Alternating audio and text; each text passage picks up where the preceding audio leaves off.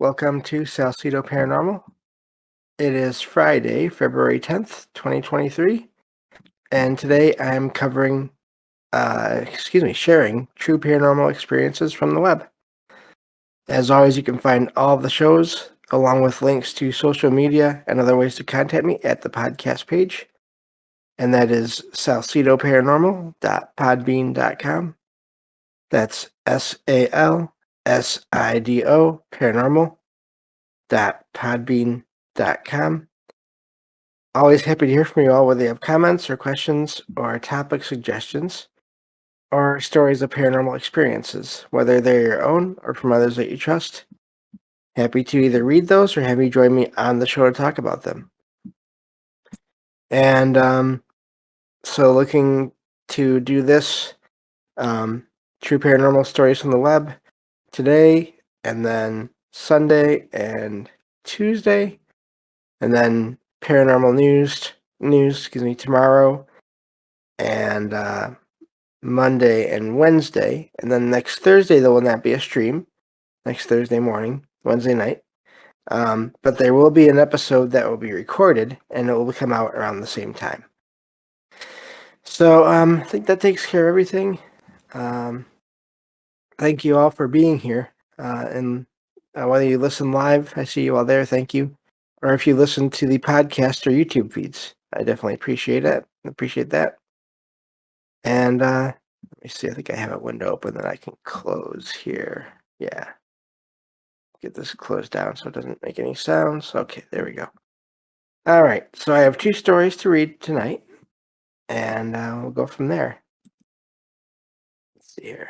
This first one says, it was 5 years ago in an apartment under the roof in an old building next to an old church. It was probably 12 to 14 o'clock, so noon to 2 o'clock in the afternoon in the summer. Sunny weather, a lot of natural light. I was reading a book on my couch. For some reason, I felt the need to turn my head. I saw a guy, half transparent, for half a second, tall, very skinny, jeans and a white shirt, small beard, dark hair. He, or it, turned his head in my direction. At the same time as me. Sorry, I lost my place. With a face probably as surprised as mine. That's it. Nothing more. Not on any drugs, medication, alcohol, not tired, not a single hallucination in my entire life. No mental illness, not a reflection. It was the only time it happened. I still could not figure out what I saw, but it is still clear in my head. So that's a short story, obviously written just more to get the experience out. I wonder, it's amazing that the apparition seemed to be almost as surprised as the person that saw it. I wonder if it was some kind of a overlap in time, where it was two people in that same apartment at different points in time, and somehow the one appeared to the other. I wonder if the writer appeared to be partly transparent to the guy that they saw. Maybe they look like a ghost to that guy for just a split second appearing on the couch. I always wonder about that when the apparitions appear to be just as surprised as the person seeing them. So I thought that was a neat, really quick story about that possibility, because it doesn't sound like there's ever been any other experiences that the writer has had. They're not really into the topic. It's an amazing thing, and I think that does happen probably more than people realize. And I think it's only now just starting to come out, this idea of time anomalies and that being a factor in paranormal events. It definitely wasn't a thing in my mind for a long time until just a few years ago. And so it could be that. It does sound almost like that. Of course, I'm not ruling anything else out either, but that seems to me like to be the most I don't know, the most likely in a way situation there. But who knows? But neat story there, just about this random sighting. And who knows? Maybe it was a double sighting. Maybe it was if there's some other guy that's in that apartment and at some other time period, whether it's in the past or in the future, that sees that writer on the couch just reading, and just for a split second, and then they're gone too. So those kinds of stories are always amazing to me. When it comes to that, I may have to do a. I think I was going to do a show on that a while ago, and I forgot. I may have to do a show on that at some point if I can find enough stories, similar stories regarding that. So could be fun. But yeah, so that's the first story I had for today. The second one here, it's really neat. I found one story about a visual event, and then the second one here is about sound. This says, well, a long time ago, when I was 4 or 5, just starting out in school, I have this memory. It's my oldest memory. Oh, I'm sorry, no, it's not about that. Never mind. This is another apparition story. There was another one I read earlier about sound. I apologize. Too many stories in the brain. Anyway. Says, it's my oldest memory. I was sleeping one night when I just woke up, randomly. I was confused, so I tried to sleep again. But then I heard scratching. I then was more confused because it sounded like it was in the hallway. I got let me see here. This is not well written. There are 2 doors in the hallway. One on the left was mine. Oh, that was weird. And random noise in my kitchen. Anyway. And at the end was my parents and my 1-year-old sister. I guess they mean their room. Anyway, I looked out the door of my room. It was open like it usually is. When I saw a grayish blue tall figure walking down the hallway, scratching on the wall. It then stopped and looked at me. It had no features, just nothing. I was scared, but I couldn't move.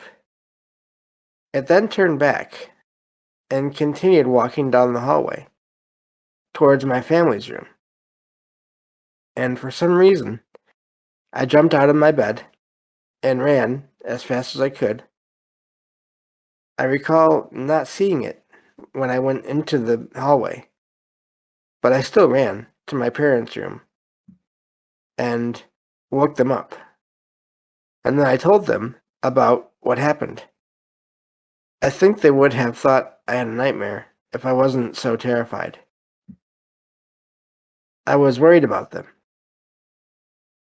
I probably would have thought it was a nightmare if the next day they hadn't asked about it. We don't live in that house anymore. So this is odd. Usually when you hear about scratching, it's sort of ends up being a story about some kind of evil kind of evil entity haunting a place. But this, I almost wonder if it was just some, I don't know. It just seems like there was someone walking down that hallway. The scratching on the wall is odd. But they did seem to notice the kid. But, well, they were a kid back then. But then apparently, obviously, they never really made it to the parents. Or at least they were gone by the time the kid actually left the room. So I don't know what that was, but the description of a grayish blue figure is odd. And the fact that, I guess I was wrong. There is some audio component to this story. And that it was, that they could hear scratching. And they they were just there was that sound as the figures walking down the hallway. I wonder. It makes me wonder if there's any kind of marks on the walls from it. If not, then how was the sound being made? Um, Unless it was just barely scratching the wall. But yeah, odd story, odd sighting there of just this gray blue figure, tall. I think it said. Um, no features though, so I wonder if they mean it was just like made of light. Of course, if they were little, then and that this is written years after the fact, that might make it hard to remember more the details about it. But I don't know. So, but another amazing sighting in a way. Um, and I don't know what to make of that one. It doesn't really fit any one category of the human spirit as far as obvious, like an obvious human spirit or even an alien or whatever. It doesn't really seem to fit any one pattern. So I don't know. Um, but I'm glad that everything worked out okay overall, other than the kid being afraid. Obviously, I don't blame them for that. Um, so also the other story I was thinking of that I forgot I didn't put in here because it was a story about the sound of a doorbell and people hearing that in their house, but then there were comments beneath that post talking about how there can be devices kind of hidden inside the walls or even near the furnace of a building that can make that sound. So that's what I was thinking of for some reason, even though I know I didn't choose that story. So again, too many stories. It's what you all don't see here is all the stories that I kind of either partially or completely read through and then don't choose for the show. There's usually at least one or two for every one of these shows that I do that I don't end up sharing either because it's too negative or it seems like it can be explained away pretty easily. There's just a lot of these stories. I'm never just reading the two stories that end up on the show. I'll just put it that way. So, but yeah, that's all I had for today. A couple of amazing stories of sightings there. And thank you all for listening. Sorry about the delayed start of the show. But that happens once in a while. And so thank you all for being here for that, despite that situation. And I'll be back tomorrow to cover paranormal news on the next episode of Salcedo Paranormal. Take care, everyone.